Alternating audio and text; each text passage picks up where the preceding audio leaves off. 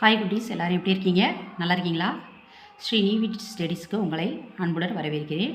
இன்றைக்கி இந்த வீடியோவில் நம்ம 4ஆம் வகுப்பு 5வது பாடம் பண்படுத்தும் பழமொழிகள் இதை போன வீடியோவில் பார்த்தோம். இந்த வீடியோவில் பண்படுத்தும் பழமொழிகளுடைய வினா விடைகளை நம்ம பார்ப்போம்.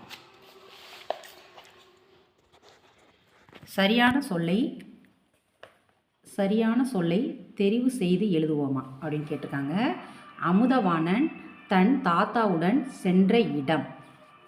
அமுதவாணன் எந்த இடத்துக்கு தாத்தாவோட சென்றான் அப்படின்னு பார்த்தீங்கன்னா வாரச்சந்தைக்கு தான் அமுதவாணன் தாத்தாவோட சென்ற இடம்.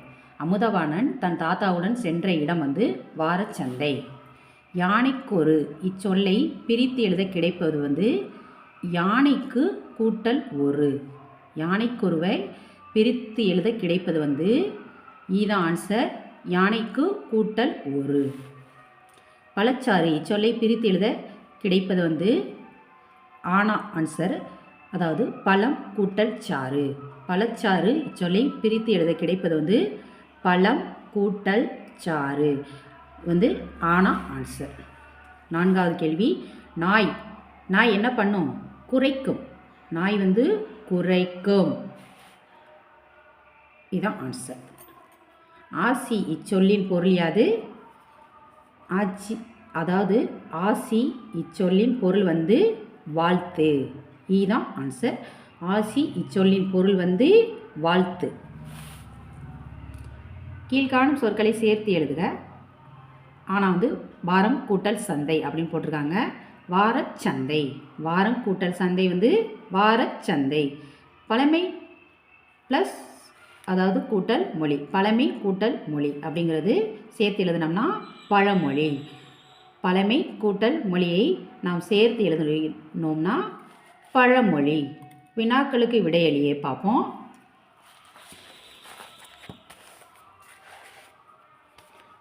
முதல் கேள்வி அமுதவாணன் யாரிடம் ஆசி வாங்கினான்? அமுதவாணன் சந்தையில் யானை நின்றுச்சு, யானைகிட்ட தான் ஆசி வாங்கினான். ஓகேவா? அமுதவாணன் யானையிடம் ஆசி வாங்கினான். 2வது கேள்வி, ஆனை பூனை ஆகியன எவற்றை குறிக்கின்றன? ஆனை என்றால் என்ன? பூனை என்றால் என்ன? அதை பார்ப்போம். ஆ கூட்டல் நெய், அதாவது பசுவின் நெய். ஆனை என்றால் பசுவின் நெய். பூ கூட்டல் நெய், பூவில் ஊறும் தேன். பூனை என்றால் பூவில் ஊறும் தேன். நாம் இளமையில் பசு நெய்யை விரும்பி உண்போம். வயதான முதுமையில் தேனோடு மருந்து கலந்து உண்போம். சரிதானே? அதாவது இளமையில் நம்ம பசு நெய்யை விரும்பி சாப்பிடுவோம். முதுமையில் என்ன பண்ணுவோம்? கசப்பான மருந்துகள் சாப்பிடும்போது தேனோட கலந்து தான் சாப்பிடுவோம். இதுதான் இதோடைய ஆன்சர். 3வது கேள்வி, ஆற்றில் போட்டாலும் அளந்து போடு. இப்பழமொழியின் பொருளை சொந்த நடையில் கூறுக அப்படின்னு கேட்டிருக்காங்க.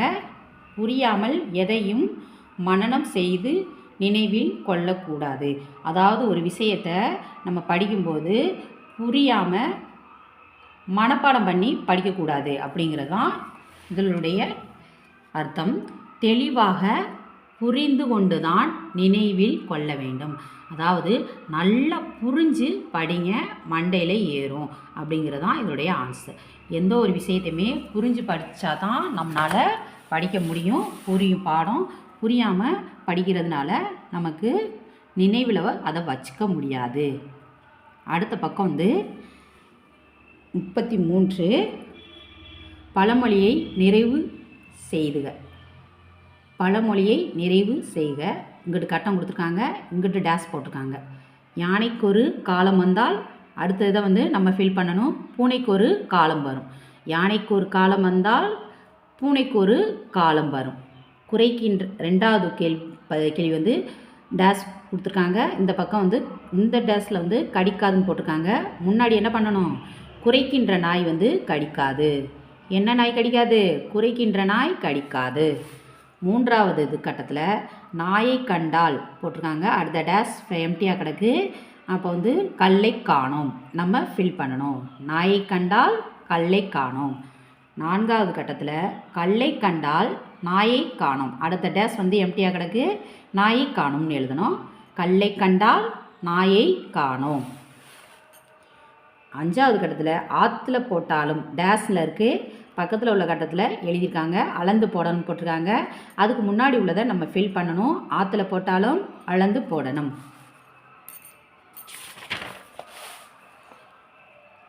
படத்திற்கேற்ற பழமொழியை தேர்ந்தெடுத்து எழுதுக. சிறுதுளி பெருவெள்ளம், யானைக்கும் அடி சறுக்கும், காற்றுள்ள போதே தூற்றிக்கொள். இங்கே என்ன பண்ணிக்கிட்டு இருக்காங்க? நெல்லை வந்து தூத்திக்கிட்டு இருக்காங்க.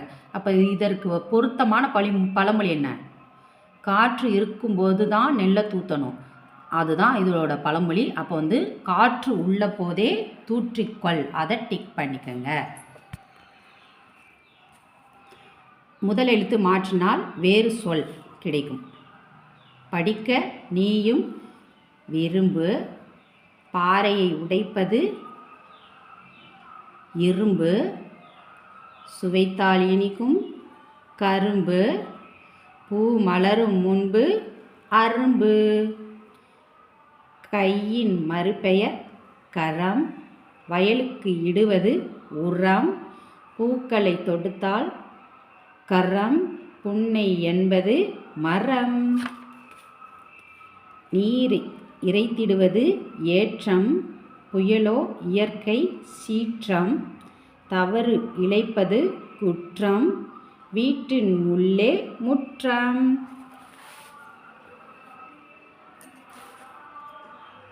அடுத்த பக்கத்தில் இணைந்து மகிழ்வோம் 35 பேஜ் நம்பர்.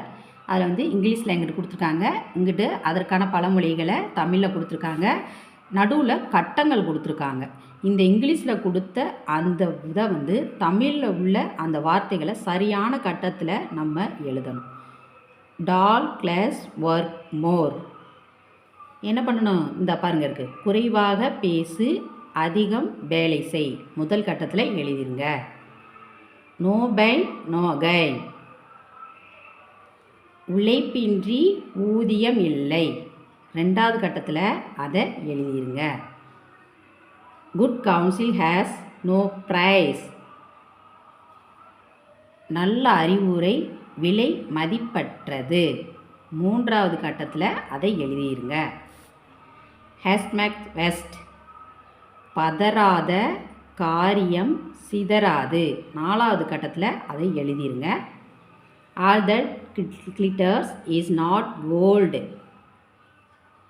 மின்னுவதெல்லாம் பொன்னல்ல. 5வது கட்டத்தில் எழுதிருங்க. அவ்வளோதான் குட்டீஸ், இந்த வீடியோ முடிஞ்சிருச்சு. இந்த பாடம் வந்து முடிஞ்சிருச்சு.